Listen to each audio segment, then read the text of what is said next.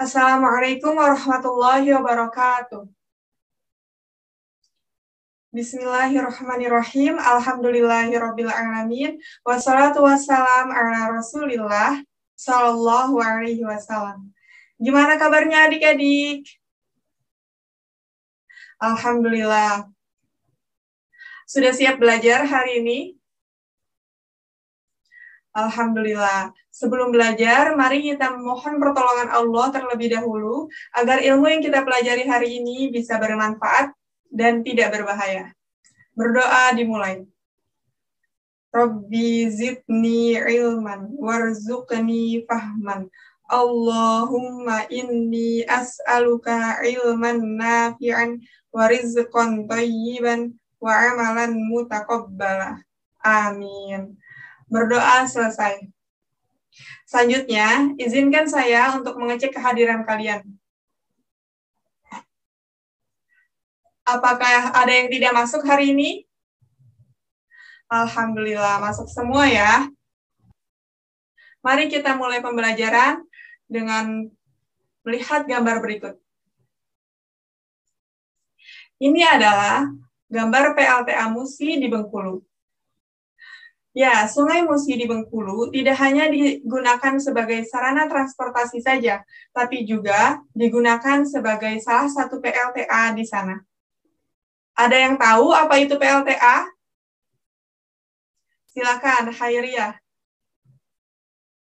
Masya Allah, barakallahu fiik. Betul ya, PLTA adalah pembangkit listrik tenaga air. Nah, kebayang nggak oleh kalian bagaimana air bisa menghantarkan listrik ke rumah-rumah kita? Nah, pada hari ini, insya Allah kita akan mempelajarinya, yaitu pada materi induksi elektromagnetik. Tujuan pembelajarannya adalah sebagai berikut. Melalui kegiatan pembelajaran dengan menggunakan model STAT dan pendekatan cooperative learning, peserta didik diharapkan mampu mendeskripsikan konsep induksi elektromagnetik dan penggunaannya dalam produk teknologi melalui diskusi dengan disiplin selama proses pembelajaran dan bekerja sama dengan baik. Oke, kita udah nggak asing lagi nih sama kata induksi dan elektromagnetik. Satu orang, boleh tolong ingatkan kita kembali, apa makna induksi di pertemuan sebelumnya? Ya, silakan Aisyah. Barakallahu fiik. Betul ya, induksi adalah cara membuat magnet dengan mendekatkan besi kepada magnet asli, sehingga besi tersebut juga akan menjadi magnet juga. Selanjutnya, satu orang lagi boleh tolong ingatkan lagi kepada kita, apa makna elektromagnetik pada pertemuan sebelumnya? Ya, silakan Dinda. Barakallahu fiik. Betul ya, elektromagnetik adalah cara membuat magnet dengan mendekatkan kumparan ke arus listrik, sehingga di sekitar kumparan muncul medan magnet. Intinya, arus listrik menghasilkan medan magnet. Nah, hal ini berlaku juga sebaliknya, yaitu medan magnet menghasilkan arus listrik. Lebih tepatnya, perubahan fluks magnet menghasilkan arus listrik. Fenomena inilah yang kita sebut sebagai induksi elektromagnetik. Oke, jadi apa itu induksi elektromagnetik? Betul, barakallahu fikum. Induksi elektromagnetik adalah arus listrik yang dihasilkan dari perubahan fluks magnet. Oke, untuk membuktikan fenomena induksi elektromagnetik, mari kita simak simulasi di PET Colorado berikut. Untuk membuktikan ini, kita hanya butuh beberapa komponen saja. Nah, yang pertama di sini ada magnet batang. Pada magnet terdapat dua kutub, yaitu yang biru kutub utara dan yang merah kutub selatan. Betul, barakallahu fiik. Nah, kalian tahu nggak? Ternyata kutub magnet hanya salah satu makhluk Allah yang berpasangan. Mari kita simak ayat berikut. A'udzu billahi minasyaitonir rajim. Wa min kulli syai'in khalaqna zawjaini la'allakum tadhakkarun. Dan dari segala sesuatu kami ciptakan berpasang-pasangan agar kamu mengingat kebesaran Allah. Quran Surat Az-Zariyat ayat 49. Nah, alhamdulillah pada materi hari ini kita tahu satu lagi makhluk Allah yang berpasangan, yaitu kutub magnet. Betul, barakallahu fiik. Alat selanjutnya ada kumparan, yaitu berupa kawat yang dililit-lilitkan, kemudian dihubungkan ke alat listrik. Alat listrik di sini apa adik-adik? Betul, lampu ya, alat listrik yang kita gunakan pada simulasi ini. Selain itu, di sini ada flux magnet, yang jika kita masukkan magnet tersebut ke dalam kumparan, flux magnet tersebut akan mengalami perubahan. Mari kita saksikan apa yang terjadi jika magnet batang ini dimasukkan ke dalam kumparan. Bismillahirrahmanirrahim. Apa yang terjadi adik-adik? Ya, betul. Lampunya menjadi nyala. Hal ini menandakan ada arus listrik yang mengalir pada kumparan. Selanjutnya, mari kita lihat sekali lagi apa yang akan terjadi jika saya memasukkan magnet tersebut lebih cepat. Bismillahirrahmanirrahim. Apa yang terjadi adik-adik? Ya, betul. Cahaya pada lampu lebih terang yang menandakan arus listrik pada kumparan mengalir lebih banyak. Dari sini kita tahu salah satu faktor yang mempengaruhi besar kecilnya arus listrik yang dihasilkan adalah gerakan kumparan pada magnet atau gerakan magnet pada kumparan. Semakin cepat gerakannya, semakin banyak arus listrik yang dihasilkan, dan semakin lambat gerakannya, semakin dikit arus listrik yang dihasilkan. Sekarang, mari kita bandingkan apa yang terjadi jika magnet dimasukkan ke kumparan yang lebih sedikit lilitannya dan kumparan yang lebih banyak lilitannya dengan kecepatan yang sama. Bismillahirrahmanirrahim. Kita masukkan dulu ke kumparan yang lebih sedikit lilitannya. Kemudian kita masukkan ke kumparan yang lebih banyak. Apa yang terjadi adik-adik?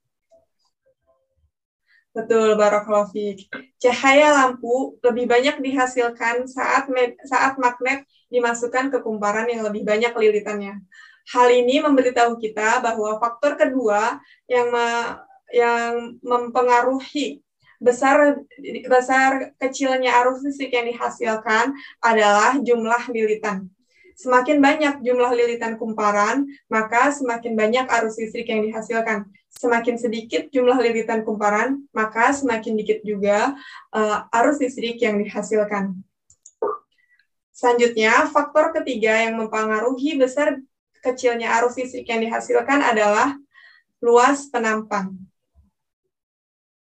Luas penampang adalah luas lingkaran lilitan kumparan yang dipakai pada konsep induksi elektromagnetik ini. Selanjutnya, faktor keempat yang mempengaruhi besar kecilnya arus listrik yang dihasilkan adalah kuatnya medan magnet. Jadi, semakin kuat medan magnet yang kita pakai, akan semakin besar arus listrik yang dihasilkan. Misalkan kita memakai dua magnet pada kumparan yang sama, akan lebih banyak arus listrik yang dihasilkan dibandingkan kita menggunakan satu magnet yang sama.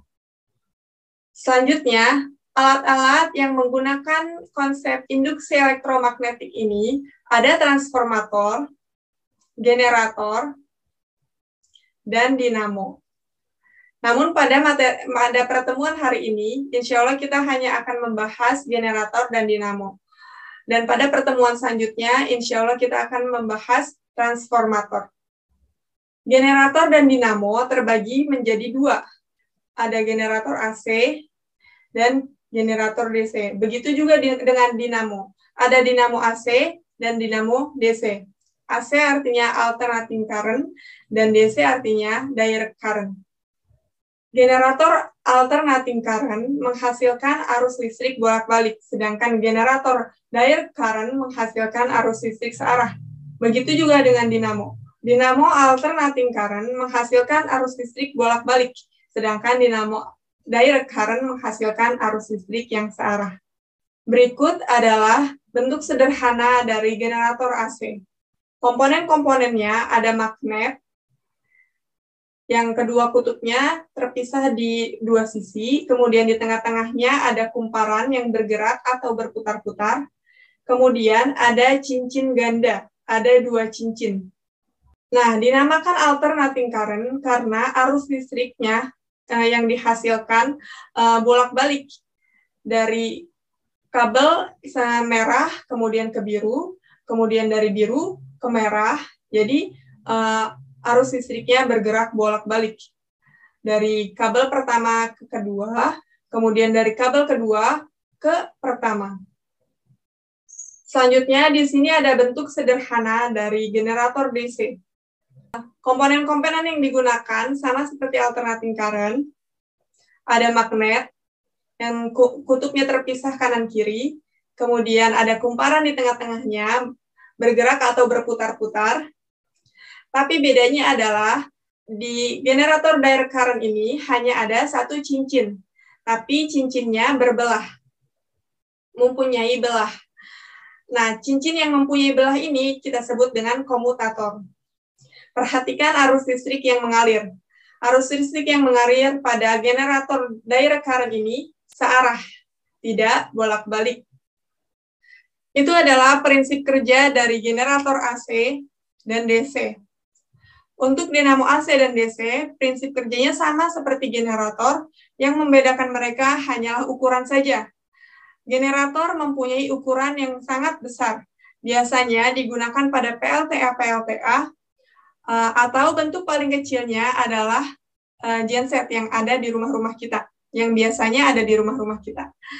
Kemudian, bentuk dari dinamo lebih kecil daripada generator. Ini adalah dinamo yang ada di roda sepeda.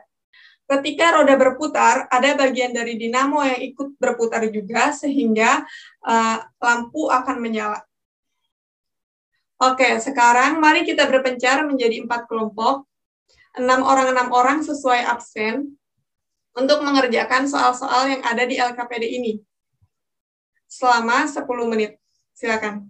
Alhamdulillah. 10 menit sudah berlalu. Mari kita simak presentasi dari setiap kelompok, dimulai dari kelompok 1. Masya Allah barakallahu fi kepada para perwakilan kelompok yang telah mempresentasikan hasil kerja kelompok masing-masing. Silakan untuk setiap kelompok ambil 1 hati dari Ibu. Selanjutnya kita bahas LKPD yang tadi kalian kerjakan. Nomor 1, garis khayal yang berada di sekitar magnet yang menggambarkan medan magnet disebut, betul, barakallahu fiik, garis gaya magnet. Yang kedua, banyaknya garis gaya magnet yang menembus suatu bidang disebut, ya betul, flux magnet. Yang ketiga, arah gerak jarum galvanometer dipengaruhi oleh, barakallahu fiik, yaitu posisi kutub magnet. Selanjutnya, jarum galvanometer yang bergerak-gerak ketika magnet digerakkan ke dalam dan keluar kumparan menunjukkan adanya perubahan. Betul, barakallahu fiik. Flux magnet, perubahan flux magnet. Selanjutnya, induksi elektromagnetik adalah, ya betul, arus listrik yang timbul akibat adanya perubahan flux magnet. Selanjutnya, arus listrik timbul karena pada ujung-ujung kumparan timbul titik-titik ketika magnet batang digerakkan masuk atau keluar dari kumparan. Ya, betul. Beda potensial. Beda potensial yang muncul saat percobaan menggerakkan magnet batang keluar masuk kumparan disebut, ya betul, GGL induksi atau gaya gerak listrik induksi. Selanjutnya, faktor-faktor yang mempengaruhi besarnya GGL induksi adalah, yang pertama, ya betul, cepat lambatnya gerak. Yang kedua, ya betul, banyaknya lilitan kumparan. Yang ketiga, ya betul, luas penampang kumparan. Yang keempat, barakallahu fiik, kuatnya medan magnet. Soal terakhir, alat-alat yang menerapkan induksi elektromagnetik yaitu transformator, generator, dan dinamo. Barakallahu fiik. Alhamdulillah, kita sudah menyelesaikan materi hari ini. Apa saja yang sudah kita pelajari hari ini, adik-adik? Ya, betul. Induksi elektromagnetik. Apa itu induksi elektromagnetik? Barakallahu fiik.